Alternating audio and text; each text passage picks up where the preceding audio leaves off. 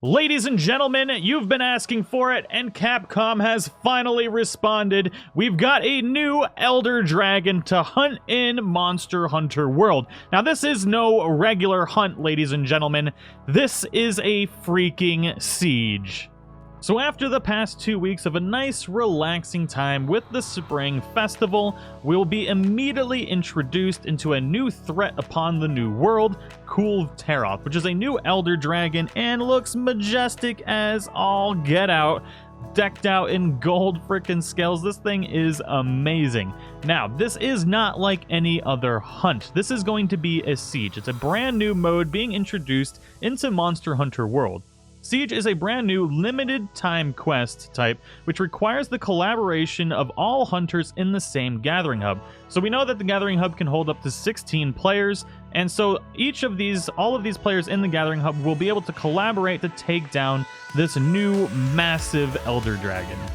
Now, we see from the actual trailer that it seems like we're in groups of 4. So what I'm thinking is either each group of 4 is going to be in a separate instance, or perhaps you guys are spread out across the entirety of the map and attacking from different locations, and then maybe gathering in all at the end, because we didn't actually see when it gets into the final room what's going to happen. All we know is that he sprays a whole bunch of fire, and that's when the real fight actually starts. So perhaps you guys are all spread out across the map for the first part of the actual fight, and then when you get into I would love it if when you get into the final room, if all 16 hunters were able to fight at the same time. That would be crazy. It'd be something completely new, and I'm really hoping that's going to be the case, but we will find out tomorrow.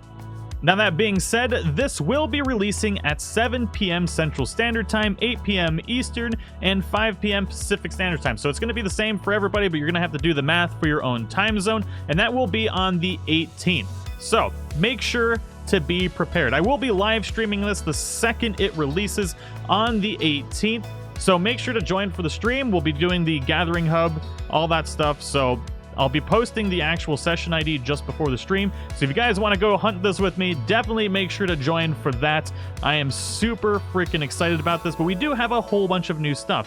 Now, this does say that it is a limited time quest type, so we might not have access to this again.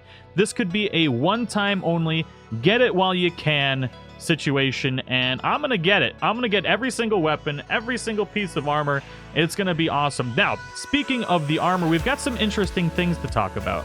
Before we get into the armor and the weapons, we do know that each hunting party is going to be collecting tracks, and they're going to have to break off more parts from attacking Kulve Tarroth. They'll contribute progress to the same siege while doing this. So it does sound like we're going to be separated into groups of 4. I'm really hoping that in the final stage we'll all be put into the same arena, but it's not clear if this is going to be the case. I'm really thinking that it's going to end up being all separate instances that contribute to the same progress, but I'm really hoping at the end they'll all be grouped together. Now, this is a new quest type designed and balanced for multiplayer, so call upon your squad mates and join up in a dedicated Kulve Tarroth lobby, and make sure to coordinate with other hunters if you want to earn the best rewards. So obviously, as we play through this, we'll probably learn certain tricks, and we'll be communicating those throughout the party to get the most rewards per fight. Now, it does say here that we're not really going to be killing Kulve Tarroth. It looks like this is going to be the same thing as Zora Magdaros, where we're just trying to deter him and get him to get the hell away from the new world. So it's very interesting here. It says that its golden mantle is shimmering with a collection of shiny new relics it has gathered along its journey through the new world.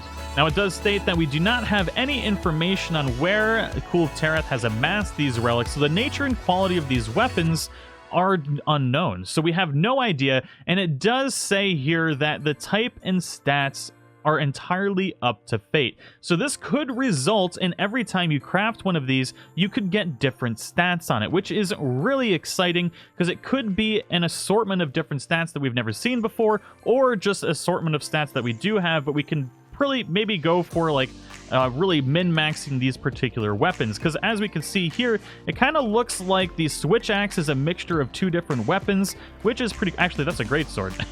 I don't know why I said switch axe, but it's a great sword, and it looks like it's parts of maybe Zora Magdaros and as well as the Kulve Tarroth. So it's pretty cool. We might see a mixture of stats here, which is very exciting. Now, I don't think the armor is going to have randomized stats if the weapons do. It does say that the smithy is hard at work coming up with new armor to complement these new weapons. So it doesn't really seem like the armory is going to actually be crafting these weapons, but they will craft the armor to complement them. So if we do get randomized stats on the weapons, then the armor is going to have a set of actual skills, which is pretty exciting. And the armor really doesn't look that bad as well. It's definitely going to be in my collection, and I'm just really excited about this. Everyone's been asking, when the hell are we going to get new monsters? And ladies and gentlemen, it looks like they're just going to throw them at us face first. It's crazy. Now, we also have a picture of the Palico armor, which actually looks pretty cute. Now, our Palico is going to be decked out in this golden and white fur, and it's also got this furry little fan, which I'm just kind of picturing it laying in your room back at Astera, eating berries and fanning itself. It's just kind of ridiculous looking. It's also kind of weird because KULVE Tarroth also has, like, solid gold armor, it looks like, across its entire body. I don't know where the fur comes from, but is what it is. Maybe it's actually just, like, all golden little strands. It's not actually fur, it's just like strips of gold, and it's kind of layered to make it look like fur. That's probably what it actually is, but it's pretty interesting looking. So we have very little information about KULVE Tarroth. We have no idea what he's strong against, what he's weak to. We don't even know if we're going to actually be killing him, if this is more of like a Zora Magdaros situation, where we're pretty much just trying to deter him and getting as much supplies from him as we can while we have the opportunity to. Now, we also have no idea how long this quest is going to last. If it's anything like Tempered Devil Joe, that quest lasts for like 3 or 4 days and then disappeared. Now, Tempered Devil Joe did come back, but we have no word yet if this is going to be a reoccurring quest or if this is just a one-time thing and you're never going to see these weapons again. So that is a very interesting possibility, and I highly recommend taking advantage of this quest while you can, because if it does end up being a one-time end-all be-all event, then this could be some really exclusive equipment and some good bragging rights. Now, there are some sites that are stating that this will actually be coming back at a later date. We have no concrete evidence of this at the moment. Now, if it's judging from everything else in Monster Hunter World, then we should expect to be able to see this coming back in the future. But just to be safe, I'm going to go ahead and farm it up as much as I possibly can while it's here. And then if it does happen to come back, you know, that's cool. I'll have all the stuff. But we have no concrete evidence of if this is going to be just a limited one-time thing. Now, I am curious to know what you guys think of the possibility of Capcom incorporating into Monster Hunter World these actual one-time limited event quests where you can only get specific armor and weapons for a very limited amount of time and have it never to return. Now, that would suck for those waiting for the PC release, as well as those that are not high enough Hunter rank, but depending on how long the quest is there, it would be really interesting to see this happen for bragging rights for those that are able to get it in that short amount of time, as well as just being able to have some limited armor that nobody else has. I think that is something pretty cool. Although a lot of people would be upset about it, I would be upset if I wasn't able to get it all. But I'm curious to know what you guys think as a community, if that would be something interesting to see in Monster Hunter World.